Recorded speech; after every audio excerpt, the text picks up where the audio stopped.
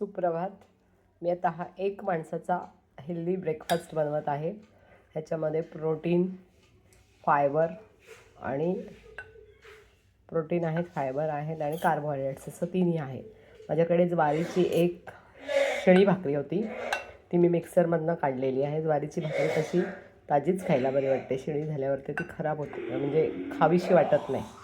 म्हणून मी त्या ज्वारीची भाकरी मिक्सरमधून काढली. त्याच्यामध्ये अर्धं गाजर किसून घातले, कोथिंबीर, हळद, मीठ, मिरच्या 2 आणि 2 अंडी फोडून टाकलेली आहे त्याच्यातली. आणि आता मी त्याचा छानपैकी ऑमलेटसारखा बनवणार आहे. हे अशा पद्धतीचं तयार झालेलं आहे. पिझ्झासारखं दिसतंय थोडंसं. ऑमलेट म्हणा, आपण ह्याला काही म्हणू शकतो, नाव नंतर ठेवू शकतो.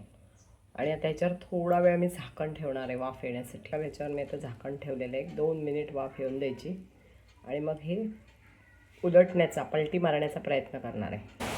अशा प्रकारे हे व्यवस्थित पलटी पण झालेलं आहे.